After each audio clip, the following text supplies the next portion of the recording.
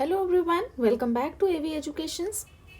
हम लोग RPSC assistant professor BADM का 2021 पेपर 1 सॉल्व कर रहे थे। उन्हीं क्वेश्चंस को हम लोग आगे कंटिन्यू करने वाले हैं इस वीडियो में। बट वीडियो स्टार्ट करने से पहले अगर आपने अभी तक हमारे चैनल को सब्सक्राइब नहीं किया है तो इसे सब्सक्राइब कर लें और बेल आइकन को प्रेस करें ताकि हमारे वीडियोज़ आपको सबसे पहले पहुँच जाएँ। तो चलिए हम लोग वीडियो स्टार्ट करते हैं। हमारा क्वेश्चन है, what is the operating function of HRM. HRM का ऑपरेटिंग फंक्शन क्या है, कौन सा है इसमें से? ऑर्गेनाइजिंग, डायरेक्टिंग, कंट्रोलिंग या इंटीग्रेटिंग। तो देखिए एचआरएम के दो टाइप्स फंक्शंस को दो टाइप डिवाइड किया गया है, दो कैटेगरीज में। आपका पहला है managerial functions.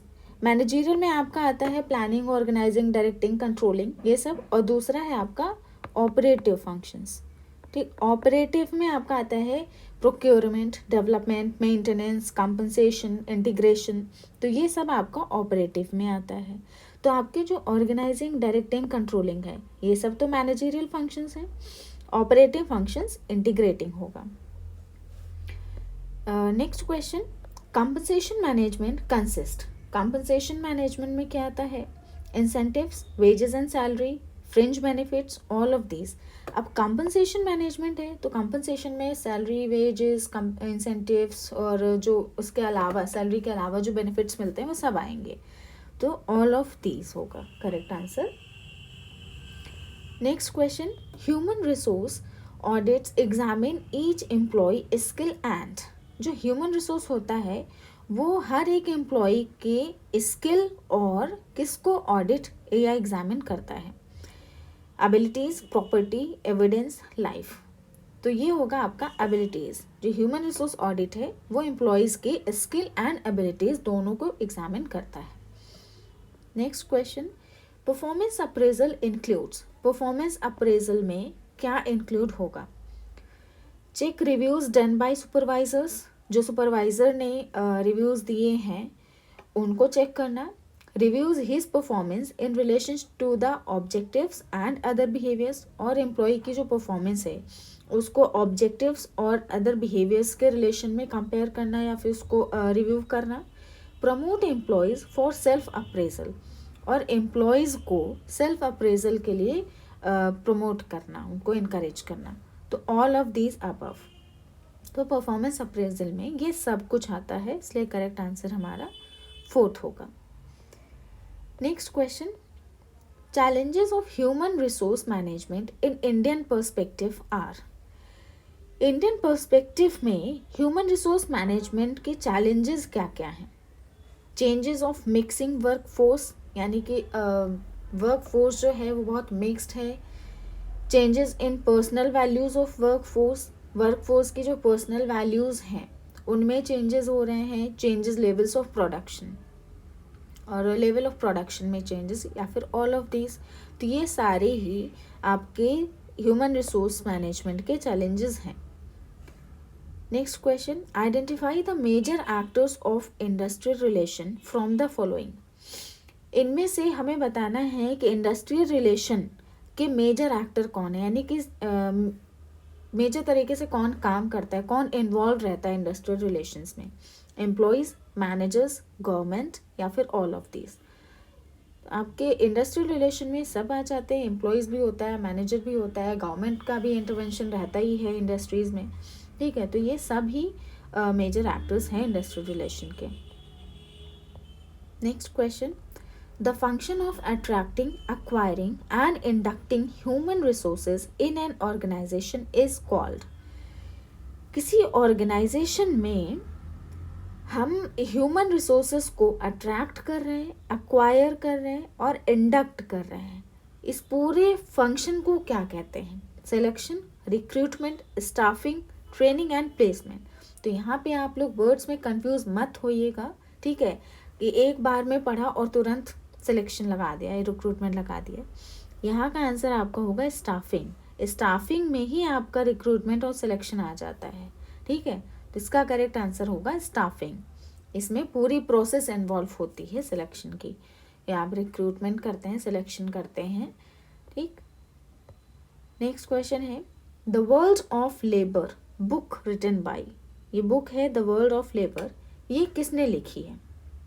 Lester, Edwin B Flippo, Dale Yoder या फिर GDH कोल? तो ये लिखी थी GDH कोल ने। Next, trade unions are voluntary organisations of workers formed to promote and protect their interest by collective action. Who said this?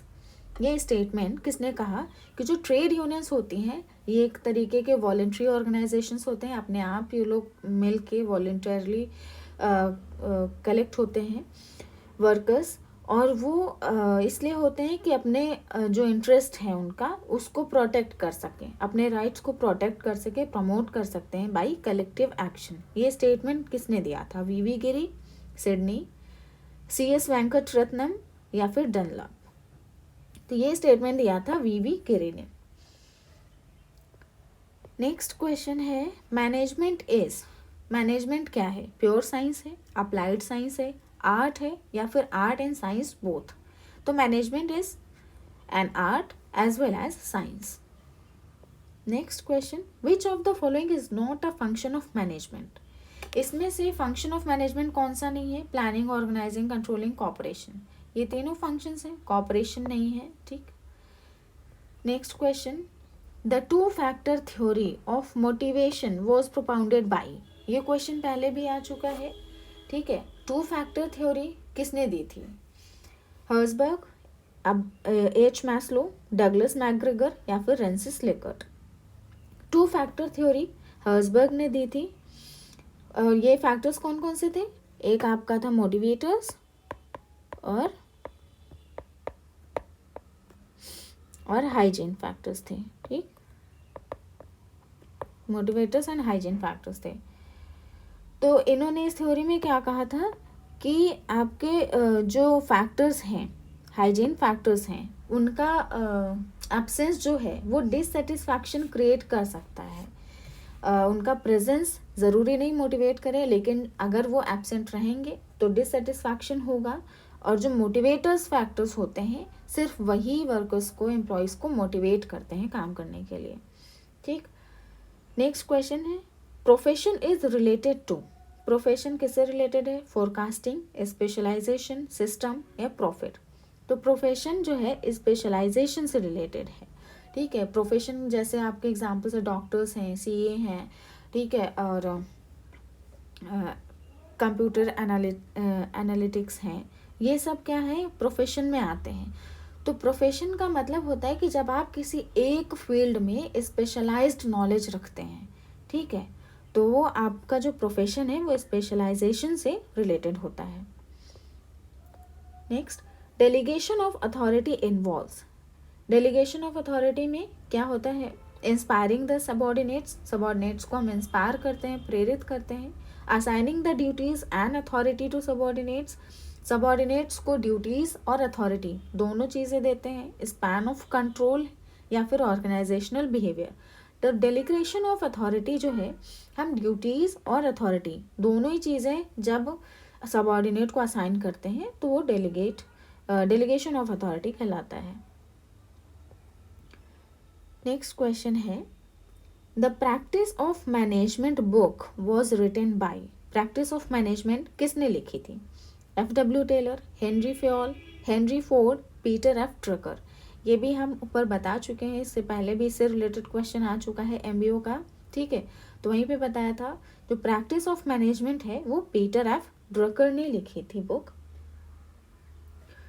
Next question, who has developed hierarchy of need motivational theory? जो need hierarchy theory थी वो किसने दी थी? H Maslow, George Elton Mayo, LF Urwick, William G आउची?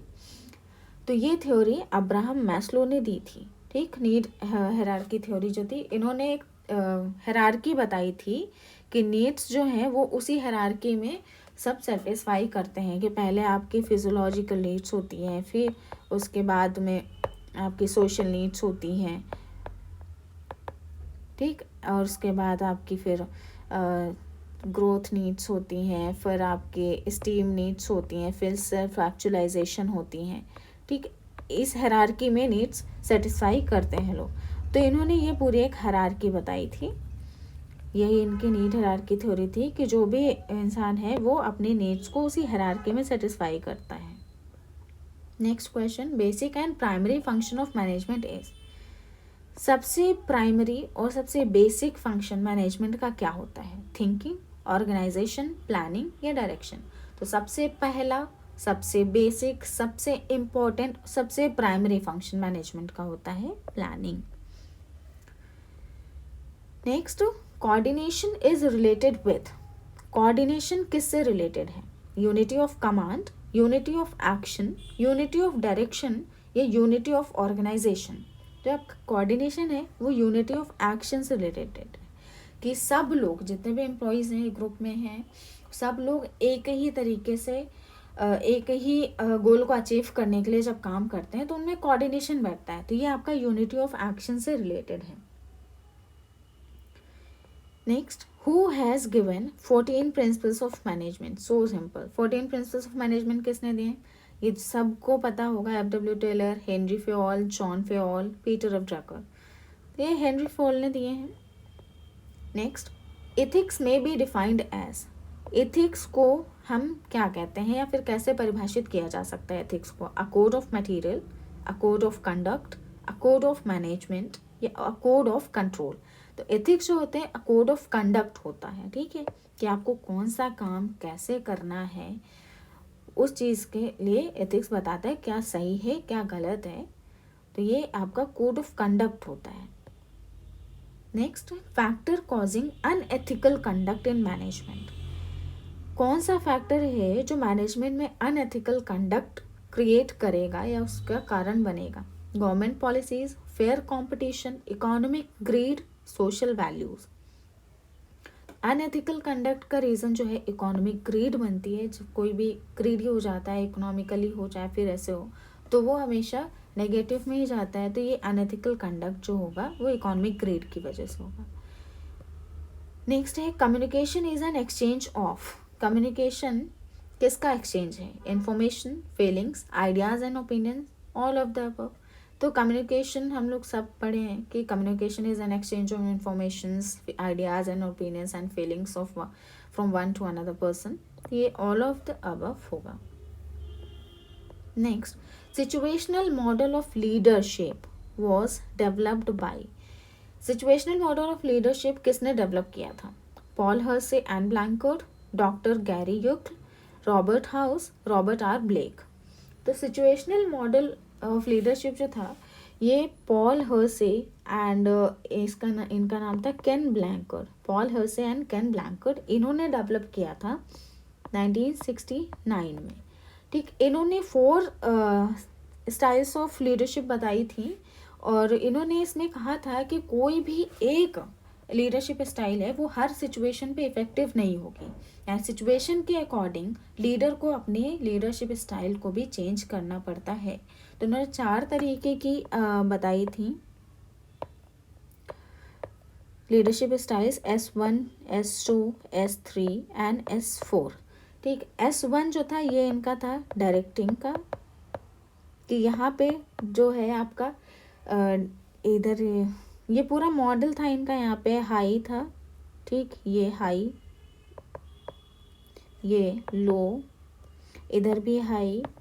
यहाँ पे जो है डायरेक्टिव बिहेवियर यहाँ पे दिखाया गया था, डायरेक्टिव बिहेवियर, यहाँ पे सपोर्टिव बिहेवियर, ठीक। एक्स एक्सिस पे सपोर्टिव बिहेवियर था और वाई एक्सिस पे वाई एक्सिस पे सपोर्टिव था, एक्स एक्सिस पे डायरेक्टिव बिहेवियर। तो इधर इन्होंने 4 तरीके की स्टाइल दी थी। S1 में क्या था कि डायरेक्टिव, हाई डायरेक्टिव बिहेवियर रहता था, लो सपोर्टिव बिहेवियर, यहाँ पे डायरेक्टिंग जो लीडरशिप होगी वो चलेगी, और यहाँ पे S2 जो है वो कोचिंग लीडरशिप, और S3 में जो है वो था सपोर्टिंग लीडरशिप। ये 4 तरीके की स्टाइल्स इन्होंने दी थी, और S4 में डेलीगेटिंग लीडरशिप, ठीक।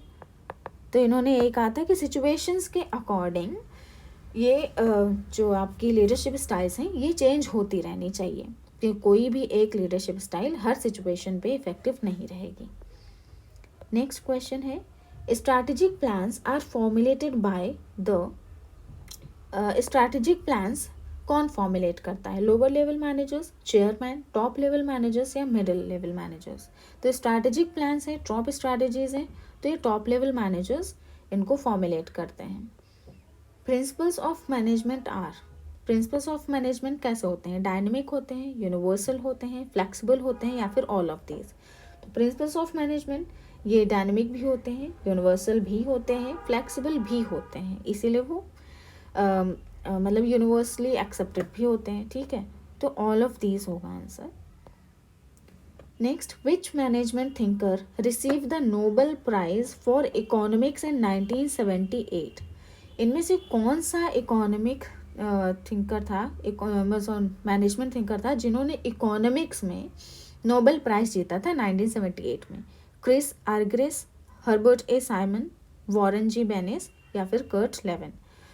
तो ये थे हर्बर्ट ए साइमन, इन्होंने इकोनॉमिक्स में नोबेल प्राइज जीता था 1978 में। इनका बहुत ज़्यादा कंट्रीब्यूशन है इकोनॉमिक्स में, सॉरी मैनेजमेंट में और इकोनॉमिक्स में, ठीक। तो इन्होंने इकोनॉमिक्स में नोबेल प्राइज जीता था, ये थे लेकिन मैनेजमेंट थिंकर, ठीक। Next question, the experiment done by Taylor under scientific management व, साइंटिफिक मैनेजमेंट का जो कॉन्सेप्ट था टेलर ने दिया था, FW टेलर ने, और उस साइंटिफिक मैनेजमेंट में जो एक्सपेरिमेंट उन्होंने किए थे, 3 एक्सपेरिमेंट किए थे, वो कौन कौन से थे? Time study, fatigue study, motion study, ये सभी एक्सपेरिमेंट में उन्होंने किए थे, ठीक। Next, the essence of management is coordination, staffing, planning, decision making. Essence of management यानी कि मैनेजमेंट का सार, एक तरीके से समरी क्या है? तो कोऑर्डिनेशन है, स्टाफिंग है, प्लानिंग है या फिर डिसीजन मेकिंग है। तो ये है आपका कोऑर्डिनेशन, एक स्टेटमेंट है। हम लोग जब भी कोऑर्डिनेशन का पढ़ते हैं, कोऑर्डिनेशन के बारे में आप जब भी पढ़ेंगे तो coordination is the essence of management, ये स्टेटमेंट आपको हर जगह मिलेगा, ठीक। नेक्स्ट, इन स्वाट, ओ स्टैंड्स फॉर, स्वाट एनालिसिस में ओ का क्या मतलब है, या ओ किसका एक्रोनिम है? Opportunity, organisation, organisational change, organisation development. तो ये आपका अपॉर्चुनिटी है, S for strength, W for weaknesses, O for opportunities and T for threats. Next, which theory assumes that people generally lazy and will avoid work and responsibilities. इनमें से कौन सी theory है जो ये अज्यूम करती है कि जो लोग हैं वो बहुत लेज़ी हैं और वो अपने काम को अवॉइड करते हैं, अपने जो भी उनका वर्क एंड रिस्पॉन्सिबिलिटीज़ हैं उनको अवॉइड करते हैं, वो काम करना बिल्कुल पसंद नहीं करते, बहुत आलसी इंसान होते हैं। तो ये अजम्पशन था थ्योरी एक्स का, और वाई इसका जस्ट ऑपोजिट है कि लोग सेल्फ मोटिवेटेड रहते हैं, वो काम करने के लिए बहुत उत्सुक रहते हैं, एंथुसियास्टिक रहते हैं, तो वो थ्योरी वाई है। तो इसका आंसर आपका 3 होगा, थ्योरी एक्स। इसी के साथ हमारा ये BEdM का पेपर 1 कंप्लीट होता है। अब नेक्स्ट वीडियो में हम लोग पेपर 2 भी डिस्कस करेंगे। और अगर आपको ये वीडियो अच्छा लगा हो, या फिर जो भी आपके फ्रेंड्स हैं जो RPSC असिस्टेंट प्रोफेसर की तैयारी कर रहे हैं कॉमर्स से, या फिर UGC नेट JRF की प्रिपरेशन कर रहे हैं कॉमर्स से, तो हमारे चैनल को उन्हें सजेस्ट करिएगा, रेफर करिएगा। और अगर आपने अभी तक नहीं सब्सक्राइब किया है तो हमारे चैनल को सब्सक्राइब कर लीजिएगा। वीडियो पसंद आया हो तो लाइक एंड शेयर ज़रूर कर दीजिएगा। मिलते हैं हम लोग नेक्स्ट वीडियो में। Till then bye bye and take care.